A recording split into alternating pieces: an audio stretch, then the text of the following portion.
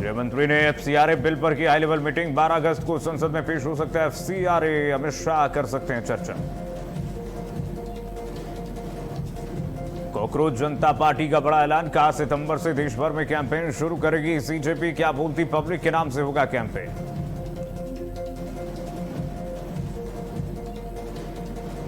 उत्तर प्रदेश में बनेगी नई एकीकृत युवा नीति। सीएम योगी का बड़ा ऐलान। कहा युवाओं की अपेक्षाओं और आकांक्षा अनुसार होगी नीति।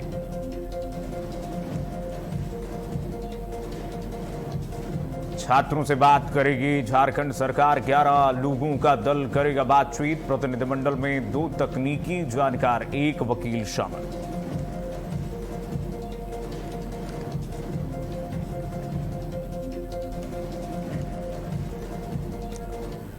नमस्कार, रात 9 बजे की बड़ी खबरों में आपका स्वागत है। सबसे पहले बात राष्ट्रीय स्वयंसेवक संघ के सरसंघचालक मोहन भागवत की करते हैं।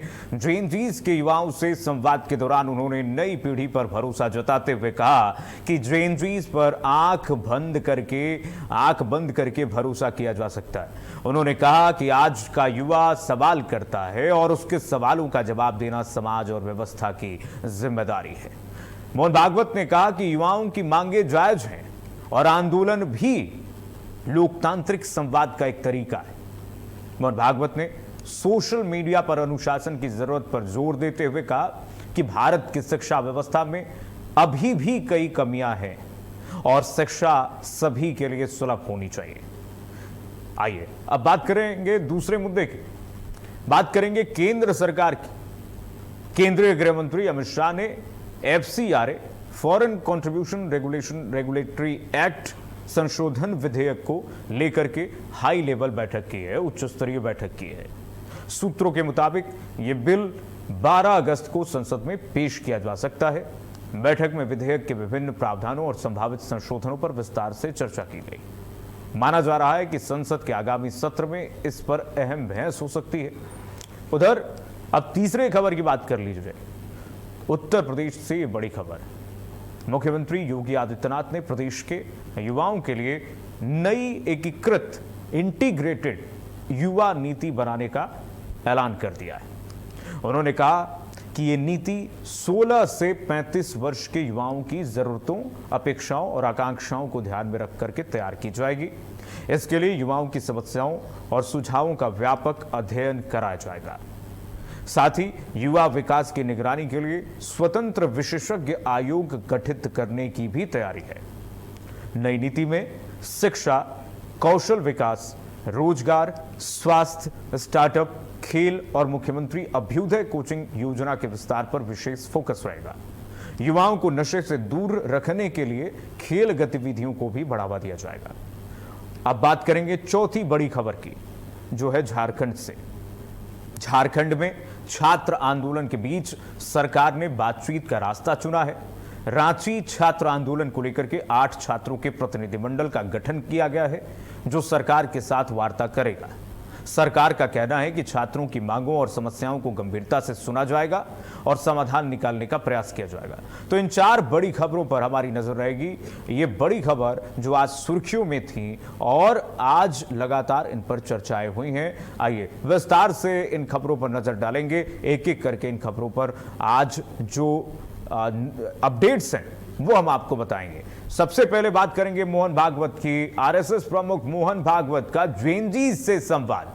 मोहन भागवत ने जेएनजीज से संवाद करने की नसीहत भी दी है, सभी से कहा भी है, सरकार से भी कहा है कि जेएनजीज से हमारे देश के जो युवा हैं, युवाओं के भविष्य को देखते हुए युवाओं की अपेक्षा अनुसार, उनके अनुसार युवाओं से बातचीत करने की जरूरत है। यह समय की मांग है। जेएनजीज के सवालों का जवाब देना होगा। मोहन भागवत ने कहा जेएनजीज की मांगे जायज हैं, नजरअंदाज करना नहीं चाहिए। जेएनजीज की मांगे बिल्कुल जायज हैं। आज का जेएनजी सवाल करता है और सवाल करता है तो उसका उत्तर भी मांगता है, उत्तर भी चाहता है उसे। मोहन भागवत ने कहा कि भारत की शिक्षा व्यवस्था में कमी है, आंदोलन भी संवाद का तरीका हो सकता है। मोहन भागवत ने एक बहुत ही बारीक लकीर खींच दी कि आंदोलन भी संवाद का तरीका हो सकता है, लेकिन वो आंदोलन देश विरोधी नहीं होना चाहिए। वो आंदोलन अपनी मांगों को लेकर के होना चाहिए, जो कि जैसे कि झारखंड में जिस तरह से आंदोलन छात्रों द्वारा किया जा रहा है। मोहन भागवत ने कहा कि जैन जी आंदोलन को गलत नहीं मानते हैं वो, और नहीं मानना चाहिए, क्योंकि जैन जी ने अपनी मांगों को लेकर के आंदोलन किया जब तक वो देश विरोधी न हो। मोहन भागवत ने कहा शिक्षा सबके लिए सुलभ हो, सोशल मीडिया पर कुछ अनुशासन जरूरी है, शिक्षा के लिए 6% बजट हो, यह सरकार से उन्होंने मांग की है, केंद्र सरकार से। मोहन भागवत ने कहा कि जैन जी पर आंख बंद करके भरोसा करना चाहिए, शिक्षा जीवन के लिए जरूरी है, जैन जी भी हमारे हैं और बातचीत जरूरी है, शिक्षा व्यवसाय नहीं है, जरूरत है, जैन जी एंटी नेशनल नहीं है, अपने लोग हैं, आज की पीढ़ी ज्यादा ईमानदार है। आइए बढ़ेंगे आगे। बड़ी खबर कि आरएसएस प्रमुख मोहन भागवत ने जैन जी से संवाद किया है, जैन जी के सवालों का जवाब देना होगा।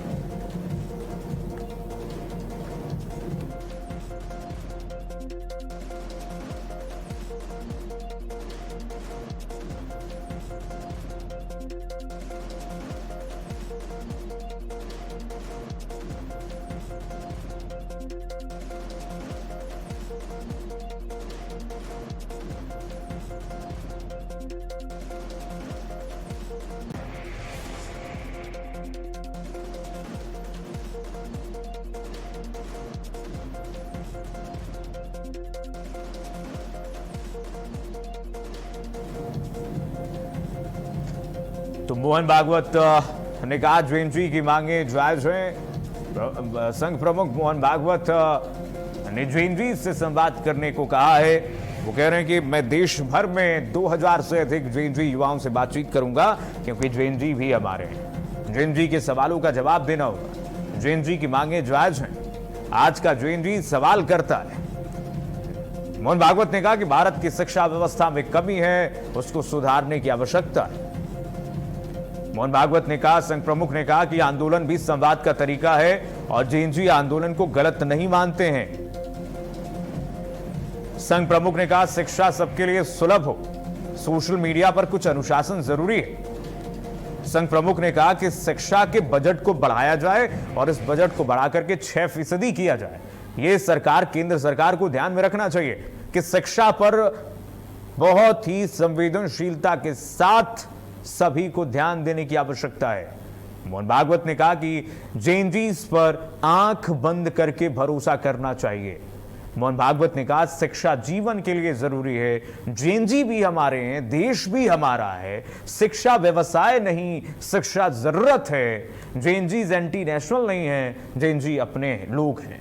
आज की पीढ़ी ज्यादा ईमानदार है और ज्यादा सोचती है, मुखरता से अपनी बात रखती है, और जब मुखरता से प्रश्न भी पूछती है तो उसका जवाब भी मिलना चाहिए। मोहन भागवत ने बारीक लाइन खींचते हुए कहा कि मैं जैन जी पर आंख मूंद कर भरोसा कर सकता हूं, चाहे जैन जी हो चाहे जैन अल्फा हो। आज की युवा पीढ़ी सवाल पूछना जानती है। और भागवत मंत्र क्या है जरा देखिए। सरकार को भागवत मंत्र देते हुए उन्होंने कहा कि जैन जी की बातों को ध्यान में रख करके सरकार नीतियां बनाए, जो कमियां हैं उसको पूरा करे। सरकार को नसीहत मोहन भागवत ने दे दिया, कहा कि जैन जी अपने लोग हैं, एंटी नेशनल नहीं है। बैलेट गन क्यों चली, कारण जानना होगा। उन्होंने कहा कि मैं तो जैन जी से बातचीत करूंगा, पूरे देश भर में 2000 जैन जी से मैं बात करूंगा। मोहन भागवत ने कहा कि आज की पीढ़ी ईमानदार भी है, मुखरता से अपने सवाल करती है, तो उसको उत्तर भी मुखरता से मिलनी चाहिए, त्वरित मिलनी चाहिए।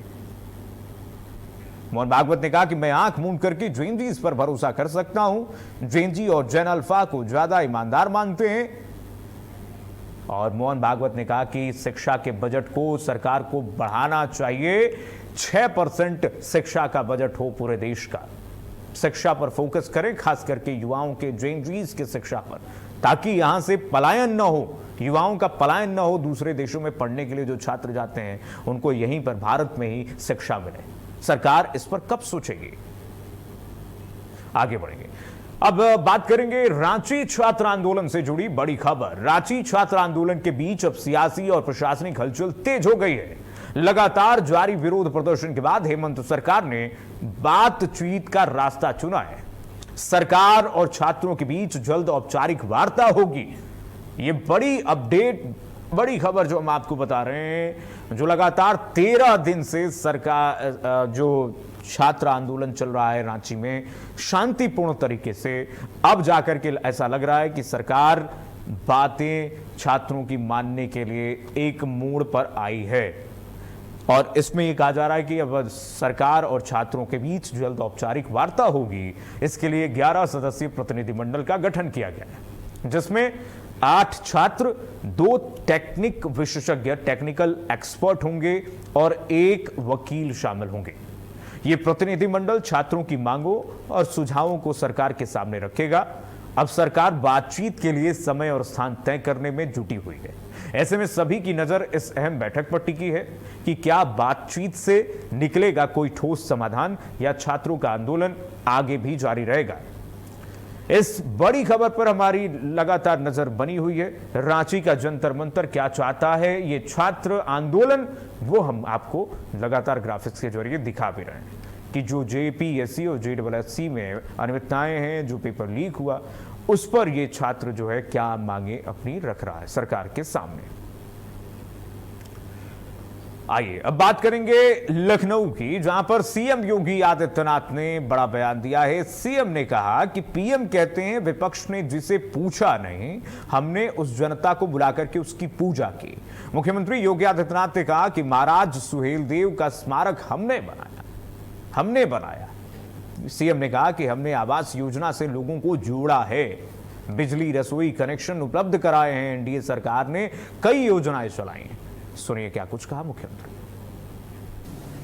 प्रधानमंत्री मोदी जी जो बार बार कहते हैं कि जिसको कांग्रेस और समाजवादी पार्टी ने जिसको पूछा नहीं, हमने उसको बुला करके उसकी पूजा की है, इस सम्मान देकर के उसको पूजा की है। क्योंकि हमारे लिए जनता केवल वोट बैंक नहीं है।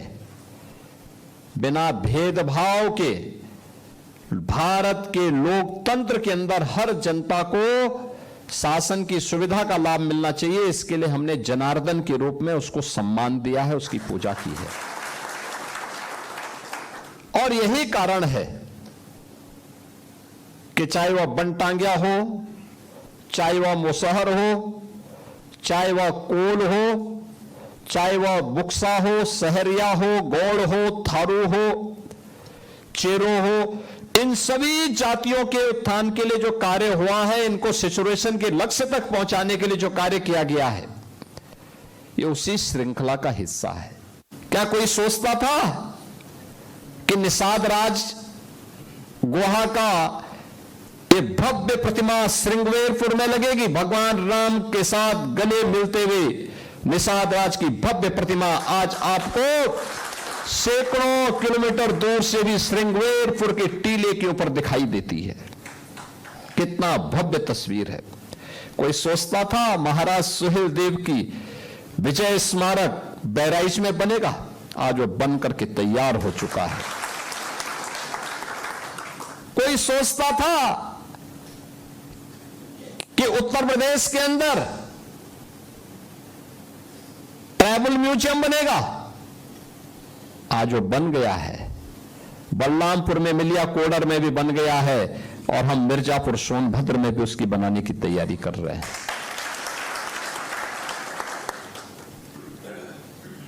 कोई सोचता था इन क्षेत्रों में विश्वविद्यालय बनेंगे? आज आजमगढ़ का विश्वविद्यालय महाराज सुहेलदेव के नाम पर, बहराइच का मेडिकल कॉलेज महाराज सुहेलदेव के नाम पर। कोई सोचता था कि उत्तर प्रदेश में महिला पुलिस बटालियन 3 गठित हुई और तीनों के नाम किसी न किसी वीरांगना के नाम पर। बढ़ेंगे आगे। उत्तर प्रदेश की राजनीति में पीडीए को लेकर के नया सियासी घमासान शुरू हो गया। समाजवादी विचारक जनेश्वर मिश्र की जयंती पर सपा प्रमुख अखिलेश यादव ने पीडीए की नई परिभाषा पेश करते हुए कहा कि इसमें पी का मतलब पंडित है। अखिलेश ने संदेश देने की कोशिश की है कि पीडीए में हर वर्ग की भागीदारी है और अब इसमें ब्राह्मण समाज को भी जोड़ने की कोशिश की जा रही है। लेकिन अखिलेश के सियासी दांव पर बीजेपी ने जोरदार पलटवार किया है। डिप्टी सीएम केशव प्रसाद मौर्य ने तंज कसते हुए कहा कि सपा का पीडीए अब गिरगिट की तरह रंग बदल रहा है। कभी पी से पिछड़ा, कभी पी से पीड़ित और अब पी से पंडित हो गया है। उन्होंने आरोप लगाया कि सपा का पीडीए असल में परिवार डेवलपमेंट अथॉरिटी है। अब बड़ा सवाल यह है कि क्या पी मतलब पंडित का नया फॉर्मूला सपा को सवर्ण वोट बैंक तक पहुंचाएगा? क्या ब्राह्मण समाज अखिलेश के इस संदेश से जुड़ेगा या बीजेपी का पारंपरिक सियासी समीकरण यूपी में कायम रहेगा? आइए बढ़ते हैं आगे। सपा के पंडित सम्मेलन पर कैबिनेट मंत्री सुनील शर्मा का बड़ा बयान आ गया है। सुनील शर्मा ने कहा कि गिरगिट की तरह अखिलेश यादव रंग बदलते हैं। अखिलेश के बयान सुनकर के गिरगिट भी आत्महत्या कर लेगा, सुसाइड कर लेगा। भारत बीट से उन्होंने एक्सक्लूसिव बातचीत की है, सुनिए जरा क्या कुछ कहा उन्होंने। कल समाजवादी पार्टी में पंडित सम्मेलन हुआ और वहां से नारा दिया गया कृष्ण सुदामा की जोड़ी का। हमारे साथ बात करने के लिए भाजपा सरकार में कैबिनेट मंत्री सुनील शर्मा है।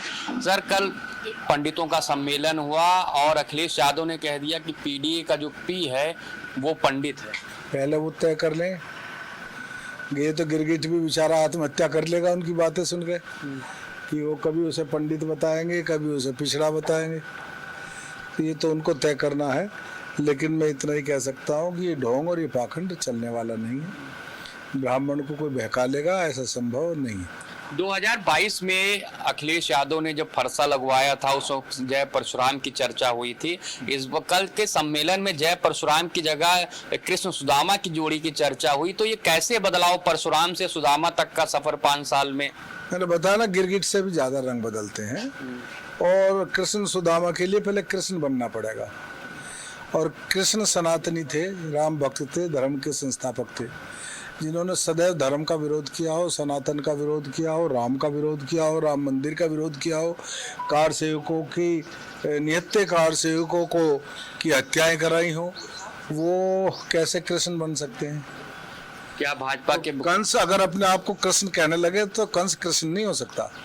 क्या भाजपा के कैडर वोट में सेंधमारी की तैयारी है अखिलेश? भाजपा पहले से भी मजबूत है और 2027 में 2017 से अधिक सीट लेकर के हम आएंगे। तो सुना, हमारे साथ बात करने के लिए कैबिनेट मंत्री सुनील शर्मा थे, जिनका साफ कहना है कि अखिलेश यादव को पहले सनातनी बनना पड़ेगा। कृष्ण सनातनी थे, उसके बाद कृष्ण सुदामा की दोस्ती की वो बात करें। कैमरामैन गौरव के साथ अरुण मिश्रा, भारत अपडेट, लखनऊ। बढ़ेंगे आगे। अतीक अहमद के छोटे बेटे अबान अहमद की सड़क हादसे में उसकी मौत हो गई है। झांसी के पूंछ थाना क्षेत्र में यह हादसा हुआ। उसके साथ 2 अन्य लोगों की भी मौत हो गई है। हादसे में 3 अन्य लोग गंभीर रूप से घायल बताए जा रहे हैं। देखिए जरा तस्वीर। सभी लोग प्रयागराज से झांसी जेल में बंद अली अहमद से मुलाकात करने जा रहे थे। जानकारी के मुताबिक हाईवे पर तेज रफ्तार कार अनियंत्रित होकर के डिवाइडर से जा टकराई और टक्कर इतनी जोरदार थी कि कार का अगला हिस्सा पूरी तरह से क्षतिग्रस्त हो गया और इसमें अतीक का छोटा बेटा मारा गया है। बढ़ेंगे आगे। यूपी के बिजनौर से खबर है। बिजनौर में जिलाधिकारी जसजीत कौर ने जलीलपुर ब्लॉक के बाढ़ प्रभावित नारनौर और रायपुर खादर गांवों का निरीक्षण किया। उन्होंने अधिकारियों को बाढ़ से बचाव और राहत कार्यों की तैयारियां मजबूत करने के निर्देश दिए। वहीं चांदपुर हस्तिनापुर मार्ग पर जल निकासी के लिए 14 पुलिया और गाइड बांध निर्माण का प्रस्ताव तैयार किया गया। डीएम ने बाढ़ प्रभावित गांवों का निरीक्षण किया है, तस्वीरें आपको दिखा रहे हैं और इसमें डीएम ने अधिकारियों को निर्देशित किए हैं कि क्या व्यवस्थाएं की जानी चाहिए। ग्रामीणों को भी उन्होंने जागरूक किया है और जिलाधिकारी के निर्देश के बाद आप देखिए किस तरह से अधिकारी अलर्ट मोड पर हैं और जिलाधिकारी ने बाढ़ पीड़ितों को राहत पहुंचाने के भी निर्देश दिए हैं। जिला प्रशासन, जिला आपदा प्रबंधन की तरफ से जो भी कार्य किए जा रहे हैं उसका भी उन्होंने जायजा लिया है।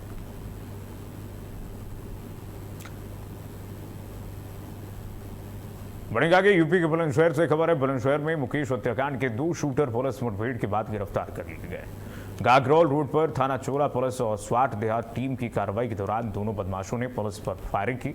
जवाबी कार्रवाई में कपिल और मनीष के पैर में गोली लगी, जिसके बाद उन्हें गिरफ्तार करके जिला अस्पताल में भर्ती कराया गया। पुलिस ने इनके कब्जे से एक पिस्टल, एक तमंचा, 5 खोखे और 5 जिंदा कारतूस बरामद किए।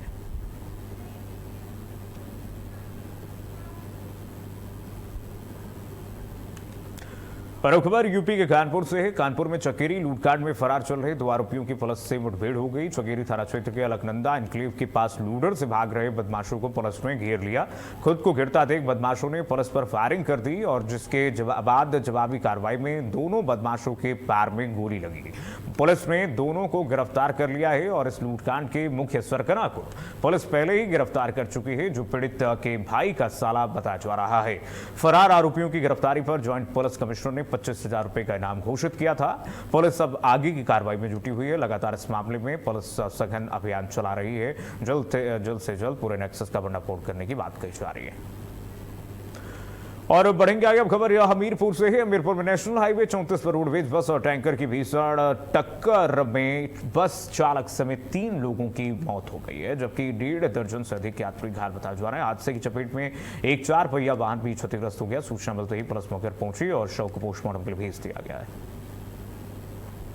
साथी बुआ मिश्रा और बुआ प्रधान के साथ में मेरे ख्याल से एक्सीडेंट के तुरंत बाद हम लोग सबसे पहले हम ही लोग पहुंचे थे यहाँ पर। बड़ी चीख मची थी लोगों की। हम लोगों ने बस से निकाला, लोगों को अपनी गाड़ी से भिजवाना शुरू किया। तत्काल मैंने देखा 34 में सुमेरपुर थाना के अंतर्गत एक रोडवेज बस जो कानपुर से महुआ जा रही थी और एक टैंकर के बीच में ये टक्कर हुई है। इसमें 3 लोग की डेथ हुई है। सर कितने लोग घायल हैं सर? टोटल 16 लोग यहाँ पे उपचार के लिए लाए गए, जिसमें से 6 लोग रेफर हैं, बाकी लोग यहीं पे उपचार जा रहे थे। तो जिसमें से हम अपना टिकट काटते हुए चले आ रहे थे। तो हम जैसे ये कुंडौरा के पास मोड़ पड़ता भोले बाबा का मंदिर के पास, यहाँ अचानक गाड़ी भिड़ गई है। एक कोई वो कंटेनर था, कंटेनर और बस, और बीच में किनारे से एक गाड़ी भी थोड़ी सी भिड़ी है। तो उसमें शायद सवारी थी 25 सवारी थी बस में। पर अब खबर चित्रकूट से। चित्रकूट में 2 लोगों के विवाद को शांत कराने गए युवक पर चाकू से हमला कर दिया गया। घटना शहर कोतवाली क्षेत्र के चमड़ा मंडी मोहल्ले की बताई जा रही है, जहां बीच बचाव करने पहुंचे धनराज रायकवार गंभीर रूप से घायल हो गए, जिन्हें पहले जिला अस्पताल में ले जाया गया, जहां से हालत गंभीर होने पर हार्ट सेंटर रेफर कर दिया गया। पीड़ित पक्ष ने आरोपी के खिलाफ मुकदमा दर्ज कराया है। आरोप है कि आरोपी अब भी फरार है, सोशल मीडिया के जरिए जान से मारने की धमकी भी दे रहा है। तो मामले में लगातार पुलिस जांच कर रही है। सोशल मीडिया पर ये वीडियो जो है वो वायरल भी है। सोशल मीडिया के जरिए बताया जा रहा है कि जान से मारने की धमकी भी आरोपी दे रहा है। इस मामले में पुलिस ने पीड़ित पक्ष से जानकारी लेकर के आरोपी के खिलाफ मुकदमा दर्ज कर लिया। हायर सेंटर फिलहाल घायल को रेफर किया गया है। तो बीच बचाव करने के युवक पर चाकू से हमला किया गया। इस बीच पुलिस ने इस पूरे मामले में लगातार जानकारी जुटाई है और पीड़ित पक्ष को राहत देने के लिए आश्वासन भी दिया गया है। आरोपी पर केस दर्ज किया गया है। चित्रकूट में आरोपी पर केस दर्ज कर लिया गया है। सोशल मीडिया पर धमकी देने का आरोप है। और यूपी के आगरा के मलपुरा थाना क्षेत्र में गत्ते के गोदाम में भीषण आग लगने से हड़कंप मच गया। आग की सूचना मिलते ही पुलिस और फायर ब्रिगेड की टीमें मौके पर पहुंची। दमकल की 8 गाड़ियां आग पर काबू पाने में जुटी हैं। फिलहाल राहत और बचाव अभियान जारी है। आगे आग लगने के कारणों का भी पता नहीं चल सका है और नुकसान का आकलन किया जा रहा है। देखिए जरा भीषण आग किस तरह से यूपी के आगरा में इस गत्ते के गोदाम में भीषण आग लगी है, इस बारे में पुलिस जानकारी जुटाने में लगी हुई है। फायर विभाग की टीम लगातार जानकारी जुटाने में लगी हुई है, लेकिन प्रथम दृष्टया जानकारी जो सामने आ रही है, लाखों का सामान जो है वो जलकर खाक हो गया है। ये देखिए जरा आग जब लगी यहाँ पर तो अफरा तफरी की स्थिति हो गई और घंटों लग गए इस आग पर काबू पाने में। हालांकि जानकारी जुटाई जा रही है कि आखिरकार ये आग किन वजहों से लगी है। और चलिए फिलहाल के लिए बस इतना ही। खबर लगातार जारी है।